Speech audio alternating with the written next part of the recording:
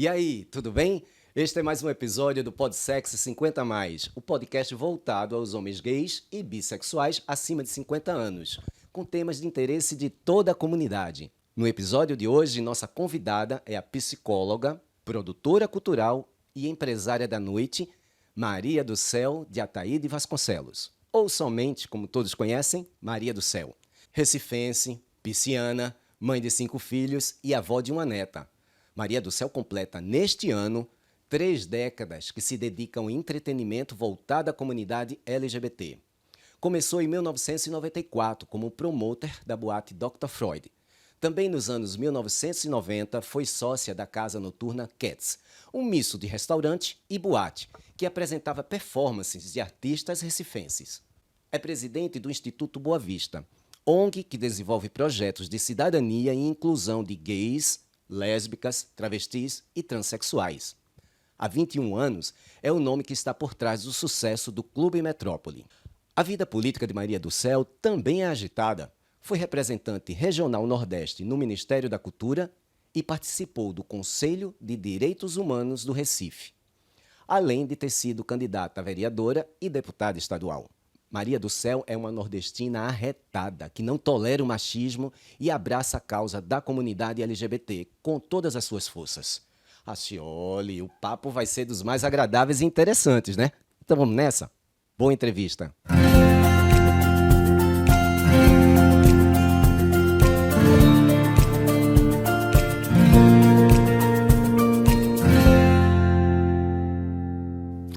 Olá pessoal, bom dia, boa tarde, boa noite. Esse é mais um Podsex 50 Mais, o podcast que é feito para pessoas acima de 50 anos, mas que tem interesse de toda a comunidade LGBTI+, de todas as idades, né?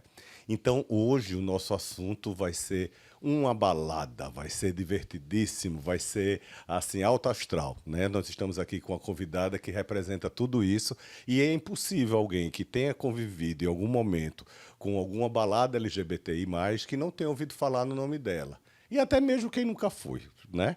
Eu estou falando de quem? De Maria do Céu, que está aqui comigo e que vai ter uma conversa muito legal e esclarecedora de coisas que vocês não sabem da origem do tudo. Não é isso, Maria? É isso, sim. Vamos conversar aqui e contar essa trajetória toda da noite LGBT. Não toda, né? Mas uma boa parte dela. 30 anos. É isso que eu ia dizer, são 30 anos de história fazendo esse ano.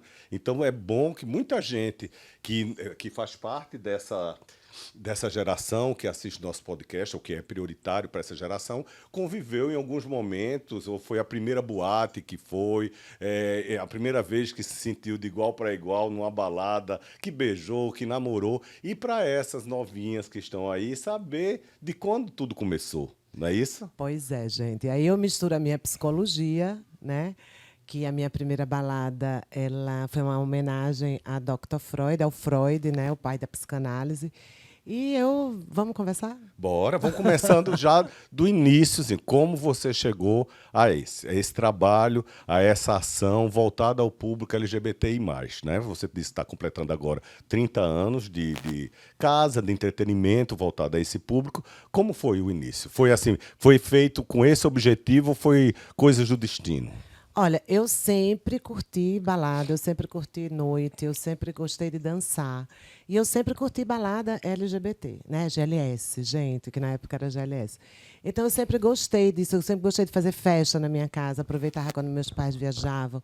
Então, assim, misturou tudo. E aí, o que é que aconteceu? Teve na Dr. Freud um evento que a gente começou a perceber. Porque o local onde era a Dr. Freud, que hoje é a Metrópole, foi a Mist, né? A boate Mist.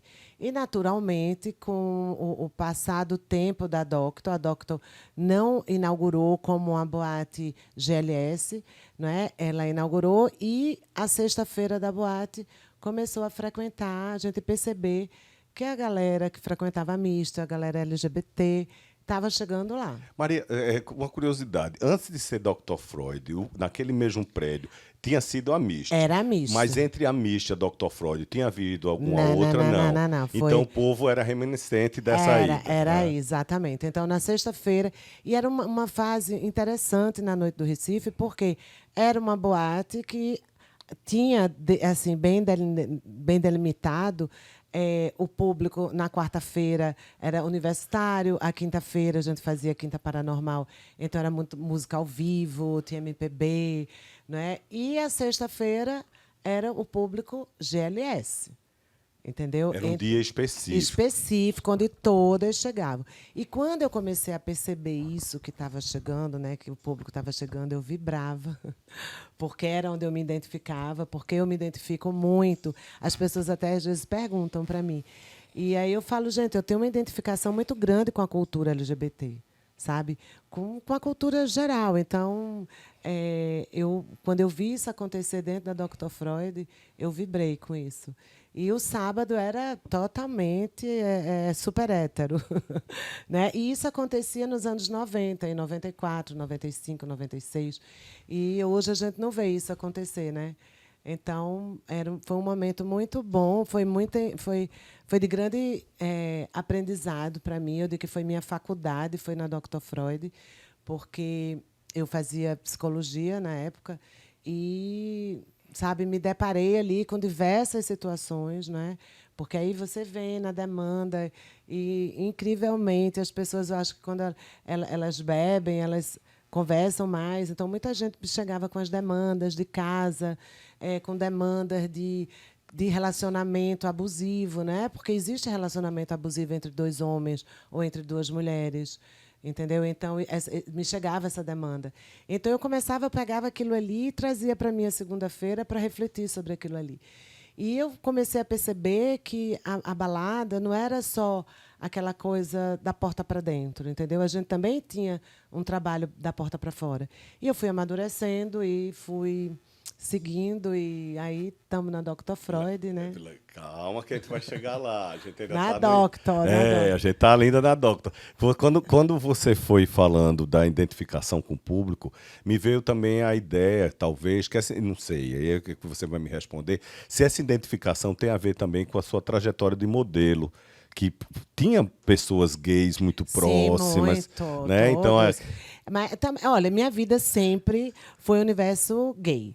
Porque quando eu era criança, meus pais tinham um grande amigo que frequentava a minha casa, que era casado com outro homem, e, inclusive, tinha uma família. Ele tinha um filho, que era Paulo Neves, que era um artista plástico. E eu convivia com isso. Então, e eu lembro, quando as pessoas, às vezes, nas entrevistas me perguntam, eu não lembro na minha cabeça, perguntar quem era a mãe, sabe? Porque era uma família para mim que estava ali e eu não perguntava. Sim. Nunca passou na minha cabeça. Ou seja, você vê como a criança é, né? Uhum. A criança, se você naturaliza, não é? O amor, as relações, ninguém vai perguntar, né, dessa maternidade feminina, né? Desse gênero, se existe a maternidade, porque para mim maternidade não é uma questão de gênero, né? Maternidade tá aí para homens, mulheres, é uma para forma quem de amor, é né? uma, De é um exercer amor, junto à criança, é uma afetividade, é um cuidado, é um acolhimento. Então, não foi na vida noturna, não foi. Já foi anterior à vida noturna. Você já chegou pronta. Já cheguei pronta. Aliás, eu já nasci pronta. Porque quando eu nasci, minha mãe e meu pai esperavam, já tinha 2 meninos e tal, e queria muito ter uma menina, e era a 3ª cesariana, e naquela época não tinha ultrassonografia para saber o sexo, né? Então, quando eu nasci, o médico fez uma brincadeira com quem estava na sala de espera e acendeu as 2 luzes, a azul e a rosa. Uhum. Porque acendia essa luzinha quando era menina azul, e aí acendeu essas 2 luzes. Aí eu digo, gente, o médico foi muito visionário. Porque já é sabe? Essa pessoa assim, que nasceu dessa forma. E eu acho que a gente tem que naturalizar, na realidade. Sabe? A sexualidade, a questão da maternidade, das famílias. Não é? A gente não tem que estar colocando na caixinha aqui, e sabe, esse grupo é dono, detetor da família. Não tem grupo, né? Tem pessoas que estão aí dispostas a cuidar da humanidade. Isso ajudou essa trajetória de empreendedora da noite LGBTI no Recife, com a Dr. Freud, e aí foi seguindo a boate. Deixou de ser apenas um dia, né? Porque, afinal, aquele prédio ali, ele já tinha tido uma história de Mist, né? De uma boate icônica também. Não tem como você se deparar com, com essas violências, não é? Essas diversas violências, desde a família, desde gente que era cliente da boate, que quando o pai descobria, né? E aí expulsava o filho de casa, vários, sabe? Então, assim, não tem como você se calar ou achar que está tudo bem.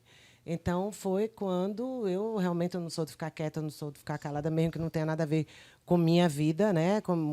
Mas eu vou me comportar sim, eu me incomodo sim, e eu não vou silenciar diante dessas exclusões, dessas violências, né? Porque a violência ela não é só física. É interessante destacar que assim o teu trabalho, diferente até em relação a outros lugares no Brasil, ele não se limita ao entretenimento LGBT. Assim, o entretenimento LGBT, a boate, ela também foi uma posição política, uma postura. Demais. É uma boate que desde o início apoiou. Isso a gente não está falando da Dr. Freud em diante, que a gente vai mais para lá um pouquinho, mas Maria do Céu está sempre relacionada às causas LGBTI+, através do apoio à parada, apoio sempre que algum grupo requer algum tipo de espaço, ela está com as portas abertas, debates políticos. Quer dizer, não ficou exclusivamente no campo do empreendedorismo LGBT noturno e pronto. Como acontece com a maioria. A maioria, inclusive, aproveito para fazer, é uma crítica mesmo, a maioria, assim, está mais interessado mesmo que o povo vá para a balada, divirta-se, consuma, como empresário, como comerciante, ponto. E no caso de Maria, não, você foi mais além, né? Além da Dr. Freud, aí você foi fazendo outros caminhos paralelamente. Sim, é porque eu sou uma pessoa que eu vou além, né? Eu acho que tudo está ligado, acho que a gente tem missão aqui. A gente tem uma missão, eu não venho para aqui só para trabalhar, ganhar dinheiro, pagar conta e foda-se o mundo, né? A gente tem uma missão. Então, acho que essa missão é uma missão mesmo que a maternidade me traz muito, né? Eu sou mãe também de LGBT, isso posteriormente, né? Mas eu quero deixar o mundo melhor para cada pessoa, sabe? E dentro da minha atividade noturna, dentro da minha própria como modelo, como você lembrou, eu lembro de um caso, quando começou a questão, né, da pandemia do HIV, e aí tinha um maquiador nosso lá que maquiava a gente, que ele também se montava de drag, e aí ia ter um desfile grande da Ele e Ela, e esse maquiador ia maquiar a gente. E ficou as modelos todas naquele corredor de fofoca. Ai, não quero que ele me maqueie. Porque tinha muita desinformação também. Sim. Porque ele usa esses pincéis, eles faz a maquiagem dele. E, gente, eu juro, eu também não sabia se pegaria ou não com os pincéis, mas eu sou tão humana que eu fui incapaz de fazer algum boicote àquele maquiador ali. Eu me maquiei com ele, com os pincéis dele. Sabe? Então, acho que é isso. Acho que é você estar junto das pessoas, é você correr risco também. Né? Porque eu corro risco. Né? Eu corro risco quando... Hoje é fácil a gente falar aqui, né, de ter uma casa noturna LGBT, a metrópole. E, para mim, a metrópole, ela é... Eu vou dizer, eu tenho orgulho, sabe, de ter a melhor casa noturna da cidade, de ser existência na vida de muita gente. Quantas pessoas, meu Deus, quase que é toda noite que eu encontro alguém que diz que viu um comercial ou que entrou na metrópole e que se sentiu, ou que... Um monte de... E uma referência para a cidade do Recife, seja para homo, seja para hétero, para bi, para tudo. E às vezes até para o mal, mal das pessoas, a cabeça de umas pessoas. Não, e a gente vê, né, gente dizer assim, e eu percebo isso até hoje, tipo assim, final de ano, muita gente faz confraternização em tudo que é canto. Sabe? A metrópole é um dos poucos lugares que é escolhida para fazer confra de empresas. Né? Então, até vou dizer que o laboratório Marcelo Margalhães foi um dos que sempre fez a confraternização dos funcionários, mesmo enfrentando, às vezes, dentro da própria instituição, não por parte da administração, dos diretores, mas de alguns funcionários, por questões religiosas, sabe, de não ser lá. E eles enfrentavam, eles faziam. Não é? Agora mudou aí, foi vendido, mas assim, a gente percebe que a gente sofre ainda esse preconceito. Ou seja, da mesma forma que um corpo de uma pessoa LGBT passa preconceito, só esse corpo sabe, só essa pessoa sabe. É desde um olhar num condomínio, a um local de trabalho, a uma faculdade, a você ser professor, imagina você ser professor LGBT para criança hoje em dia, um pai que vai chegar. A gente sabe que enfrenta a metrópole também enfrenta essas dificuldades. Mas só um detalhe. Depois da Dr. Freud, foi imediatamente Metrópole ou teve alguma outra boate Não, antes? aí teve Outro espaço. Aí E você teve foi, algum outro espaço antes, depois, enfim? tive. Aí teve a Doctor, né? E depois da Doctor aí eu montei a Cats. Teve a Fan House. A né? Doctor, depois da Doctor, a Cats foi no mesmo espaço, no mesmo prédio, não? Não. Foi lá na Rua do Bruno, Recife Aí Antigo. o prédio que era a Doctor foi outra Foi boate. outra boate. Aí fizeram uma boate bem super hétero lá. Eu estou chamando de super hétero agora. Porque me falaram esse termo, eu achei o máximo. Interessante né? que tentaram, mas Porque aquele se não prédio. for super hétero, meu amor, você não resiste. Não, e aquele prédio, por mais super hétero que tente, ele tem uma marca LGBT, o espaço foi consolidado. Né? E aí eu acho que a cidade hoje inteira, entendeu?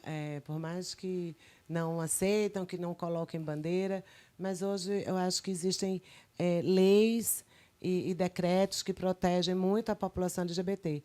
Né? A gente só tem que denunciar esses espaços que não respeitam essas leis. Né? Inclusive, uma lei, que é a lei antirracista, né? Que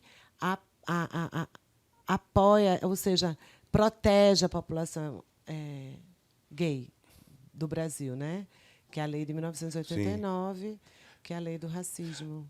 Olha, é muita história, gente. Então a gente vamos de leve, Vamos. porque tem muita coisa. A gente vai fazer um pequeno intervalo, que tem um pequeno intervalo, e volta em seguida. Nós já começamos pela Dr. Freud. Quem conheceu, quem se divertiu, já imaginou. Era muito legal aquele espaço, que tinha um bar Sigfreud, né? Sigmund Freud. Sigmund Freud, o Porque bar em cima. É o bar, que é hoje onde é a Pista Brasil. Que era um bar justamente para os íntimos. E tinha uma entrada independente, creio, tinha, não é isso? Tinha. Eu conheci. Porque Muito legal. Olha, Claro. aí é mais 50, né? Aí, não tem como. Ali, exatamente, porque o nome de Freud na intimidade, nos colegas dele, era Sig. Então, era o Sig Bar. Era o Sig Bar, Isso. porque era para quem era íntimo, entendeu? Aí ela foi pro lado do Recife. Aí foi pro lado do Recife Antigo, Paquetes, aí voltou. E aí esse retorno, que quando começa a metrópole, vai ter muito ainda o que falar. Então aguardo vocês só um pouquinho, menos de um segundo. O PodSexy 50+, é uma iniciativa do Instituto Boa Vista, realizado com recursos do projeto BRA 15/004 e com o apoio do psicólogo clínico Rodrigo Neri e da TV7 Brasil. Bem, pessoal, estamos de volta com o nosso PodSexy 50+. Hoje eu sugiro que aumente o som, bote um som bem legal, anos 80, 90, 2000, certo? Porque a conversa aqui é sobre balada, LGBT e, claro, não poderíamos deixar de estar conversando com uma pessoa que é a própria balada aqui em Recife, que é a Maria do Céu, produtora, mãe, enfim. Tem um currículo vasto e uma pessoa agradabilíssima de conversar. Então, Maria, nós estávamos falando da Dr. Freud, nós conversamos sobre isso, passamos da Dr., fomos para a Cats, que também foi um empreendimento seu, lá no bairro do Recife, né? Durou quanto tempo a Cats? A Cats durou, acho que 3... A Cats durou, acho que 3 anos. 97, 98, 99. Acho que foi em 2000 já. Não, meu Deus. 2002. Ai, assim, olha, eu não sei. Mas em torno de 2 anos, aproximadamente. Não, 2 anos. 97 não, 97 estava Doctor. E a Cats, ela tinha uma proposta também diferente, além de ser boate, ela tinha também uma pegada restaurante ou um local de shows. Como foi? Conta aí. A Cats era uma balada, um casarão incrível ali no Recife Antigo. Era perto da Torre Malakoff, não era isso? Era na Rua do Brum. Rua do Brum.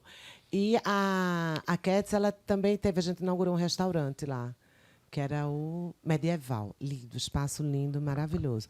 E foi ali da Cats que a gente fechou a Cats e abriu a Metrópole.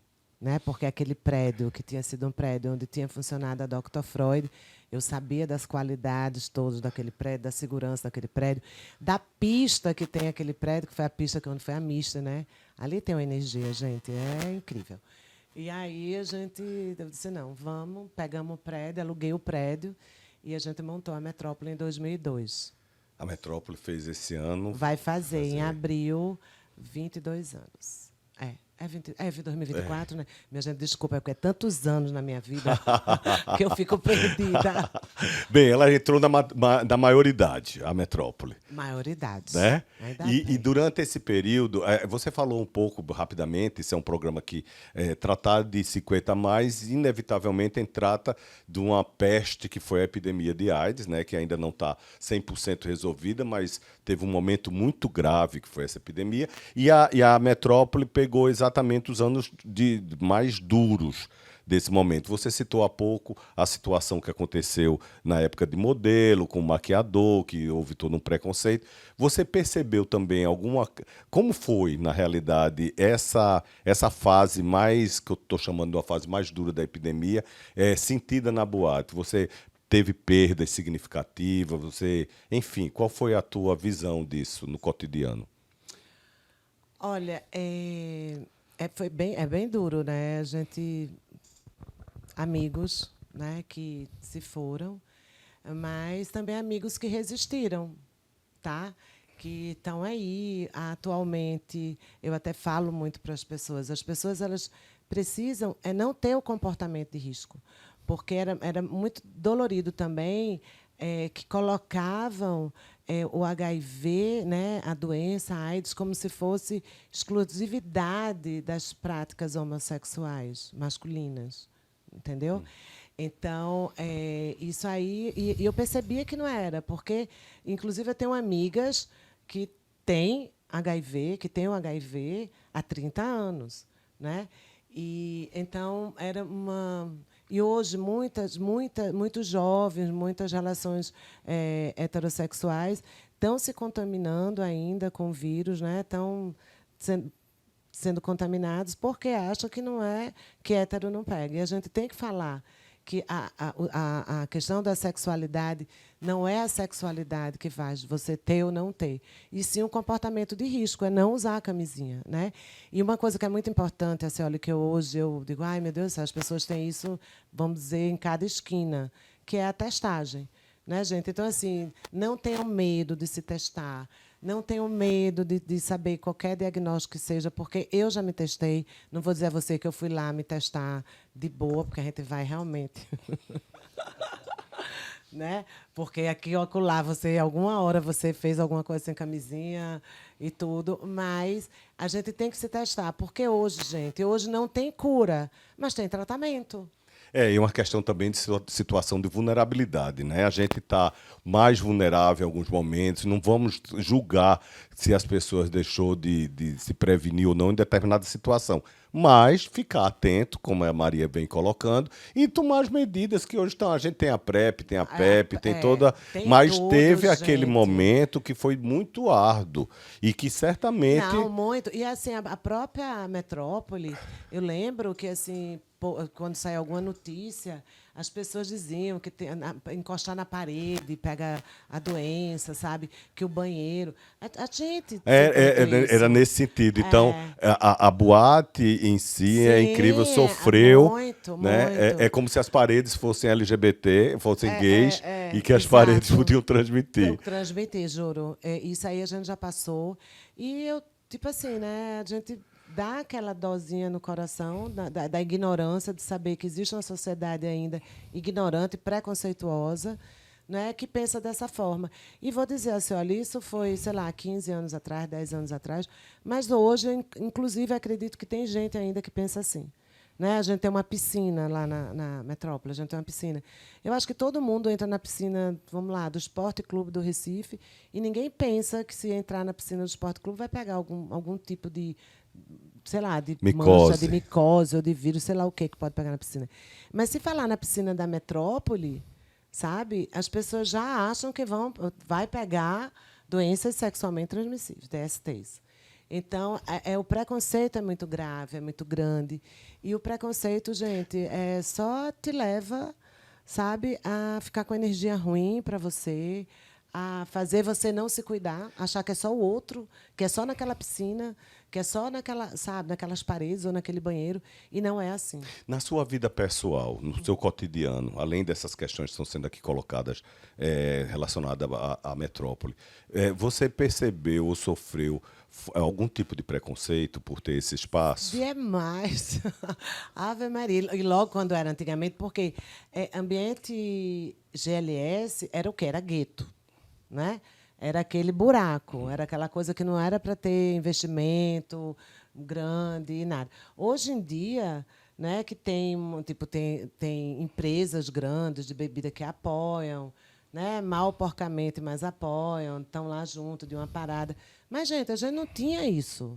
A gente não tinha isso, sabe? Podiam até estar ali o apoio, mas não queria nem a marca. Como ainda hoje existe isso. Uma certa oportunidade, a gente conversando, você falou, que a gente não vai citar aqui os nomes, mas empresa de tintas, por exemplo, que aí você Sim. deixou de usar uma famosa tinta, né, uma marca de tinta, Foi, porque quando pediu para tirar a marca dela, porque a do gente apoio. pediu apoio e não falou nada, que era GLS, nada. E aí, quando souberam que era uma boate gay, foram lá retirar, porque tinha uma plaquinha, tirar a placa. Eu também disse, nunca mais eu compro nada, nenhum pincel, sabe? Nenhum galão de tinta. E aí foi quando chegou uma outra marca de tinta aqui, e que essa marca, que é a Cher Williams, né, que na época apoiou, patrocinou e tudo. E está aí, né? A Cher Williams grande, chegou aqui, não era nada. Então, a gente vê isso, sabe? E, às vezes, até hoje em dia mesmo, empresas que, tipo assim, apoiam o evento, está ali, apoia, mas não quer a marca. Sim. Entendeu? Até hoje tem isso. Assim, Tem a gente isso. dá o apoio, mas Ave Maria. não cite que a estamos gente não dando... conseguia, tipo, há 15 anos atrás, 20 anos atrás, vamos dizer, a gente não conseguia colocar um freezer, nenhuma cervejaria, nenhuma. Um freezer, a gente não conseguia um freezer, coisa que bota um freezer em tudo que é buraco. Né? Teve um caso, que esse caso eu vou contar, que é muito engraçado, foi da Red Bull. A Red Bull apoiou a Metrópole quando ela inaugurou e tal. E aí, quando o cara lá, né, daqui, né, os daqui, souberam que era GLS e tal, aí tiraram o apoio. E aí, Canário, né, meu marido, ficou muito revoltado, porque o cara verbalizou. E aí ele foi, mandou um e-mail lá para a central da Red Bull, descobriu lá um austríaco que era o dono, e o cara era gay, o dono da Red Bull, um dos donos lá, majoritários, gay. Eu sei, meu amor, que botaram tudo em um rabinho no meio da perna, e a Red Bull está com a gente até hoje. Sabe? Mas a gente teve que sair daqui do estado, de São Paulo até, ir lá para a Áustria, lá para a Europa, denunciar para que a Red Bull tivesse. Hoje em dia a gente vê a Red Bull aí apoiando, né, fazendo. Mas assim, é isso que a gente não pode se calar, a gente não pode se curvar diante das injustiças, né? Porque é uma empresa que está aí. E eu lembro, inclusive, que a Metrópole, eu tenho certeza que é a casa que mais vende e que mais vendeu, que mais vende Red Bull, eu acho que até do Brasil. Eu uso até dizer do Brasil. Porque se você juntar desde há 22 anos até hoje, que a gente vende Red Bull, a quantidade de Red Bull que a gente já vendeu, sabe? Ou seja, iam perder, né, do jeito que a tinta lá perdeu, iam perder um ponto de venda maravilhoso como é a Metrópole. Porque, além de vender, a gente paga bem. Esse exemplo, a gente observa, inclusive, fora do país, em outras paradas, que tem um apoio grande, significativo. Aqui vem começando em São Paulo, mas na Europa, nos Estados Unidos, paradas em que tem as marcas gigantescas apoiando, e essas mesmas marcas não apoiam aqui eventos LGBT. E há uma crítica também, porque não é só apoiar a parada, né? Porque tipo assim, o dia a dia, os eventos, né, que travestis, que pessoas LGBT, que pessoas feito a Metrópole, sabe? Está o ano inteiro acontecendo. Não é só a parada de São Paulo, é outra crítica também. que eu faço particularmente, de ver que às vezes a gente só vê essas marcas lá em São Paulo pela visibilidade. Aí vira aquela história do pink money. O que é o pink money? Né? Você querer estar ali com sua marquinha para você vender o seu produto. E não é isso, gente. A gente tem que fortalecer uma comunidade no Brasil inteiro, o ano inteiro, não é, dar visibilidade para Não só naquele momento específico. Não só naquele momento, porque vai estar lá sendo coberto, que vai estar lá.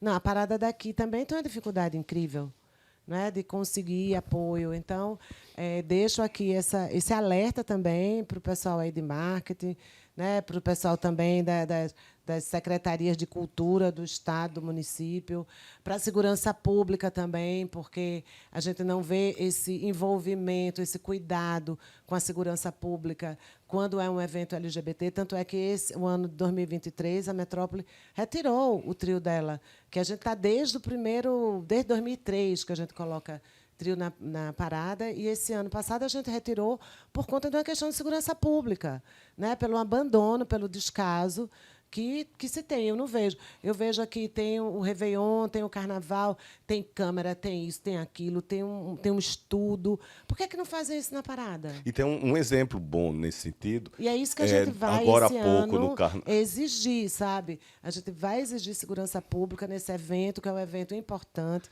que acontece na Avenida Boa Viagem, que foi a duras penas e há muita política mesmo, sabe, que inclusive eu participei de muitas delas para a gente conseguir estar na Avenida Boa Viagem e para chegar às vezes assim essa falta de segurança e estragar um evento que é um evento, sabe, que traz orgulho, que traz discussão.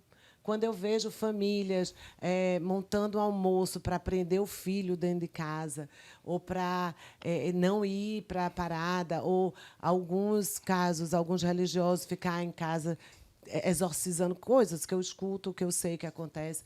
Então, eu digo, não, isso vai ter que acontecer, é importante a parada acontecer, né, porque ainda existe muito preconceito na nossa sociedade. Esse exemplo que você fala dos espaços, quando se tem um certo descaso na segurança pública, quando é um espaço LGBT, recentemente, no Carnaval agora de 2024, tem uma rua em Olinda, tradicional, que é a 13 de Maio, que começou a virar uma rua de frequência LGBT, depois que a Metrópole colocou, eu escutei, inclusive, isso no vendedor de bebida, lá no Carnaval, desse reconhecimento. Essa rua aqui, que eles dizem, a grosso modo, a Rua dos Frango, começou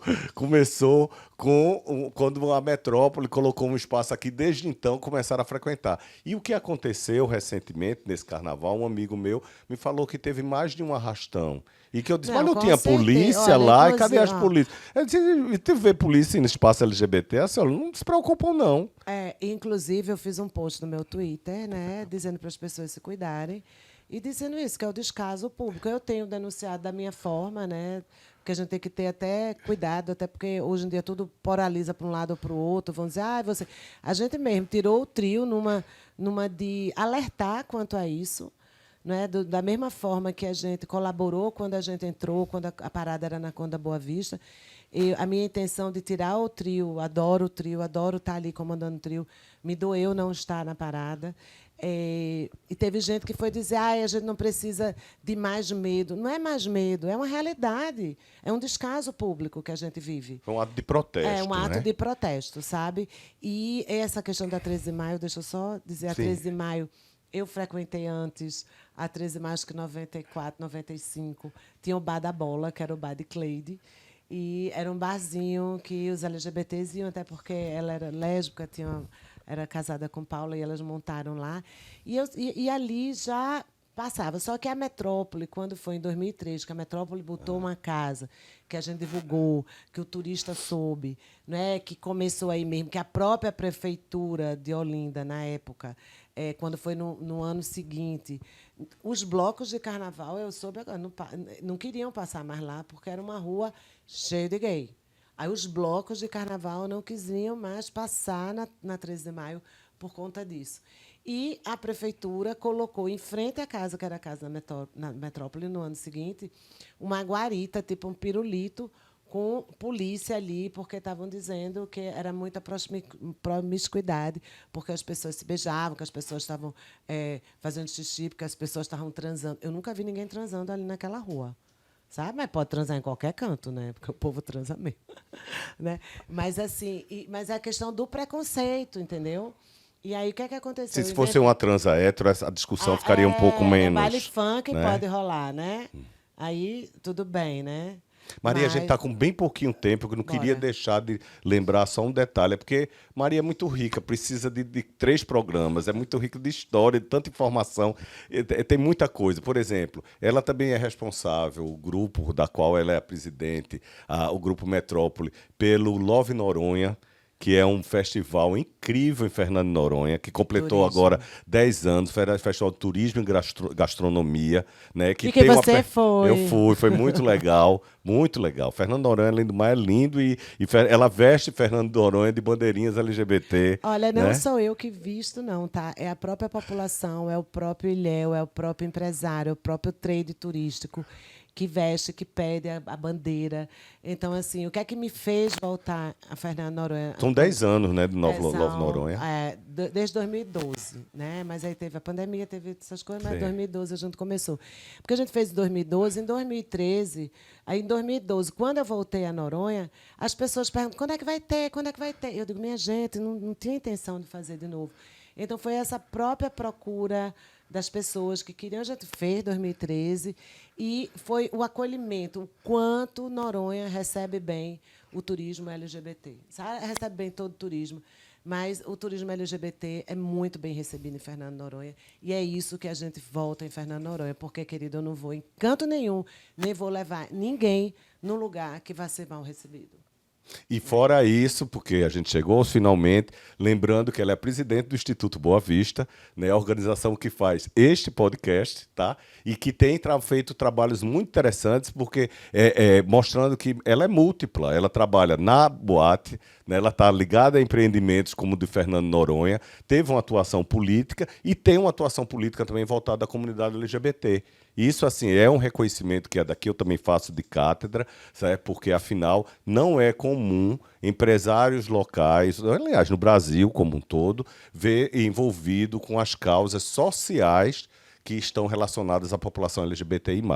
Porque não é só festa, gente. Tem muita coisa séria e que precisa de envolvimento de cada vez mais pessoas para minimizar esse preconceito que existe até hoje. Não está nada resolvido, não. Não é isso? Espero inspirar as pessoas, que as pessoas levantem a sua bundinha, que elas denunciem, que elas não se calem. Né? Para você mesmo que está passando por preconceito na família, no trabalho, sabe? Se imponha, fale, não se cale. É só isso. Maria, muito obrigado. Assim, é sempre um prazer enorme conversar com você. É de uma riqueza de conteúdo, assim, fica borbulhando. Eu adoro. Espero que você tenha gostado também e coloca aqui à disposição, sempre que possível, a gente fazer vários podcasts com Maria do Céu, porque ela tem muito o que falar. Tá? E a próxima eu quero sobre sexualidade, tá? Isso, que além do mais, ela é especialista em sexologia. Eu sou sexóloga. Sexóloga, exatamente. Eu ok? adoro. Bem, gente, um abraço, um beijo. Espero que vocês tenham gostado, acredito que sim. E que assiste o nosso podcast, avise as demais pessoas e que nós estamos aqui à disposição de vocês, tá bom? Um beijo e até mais.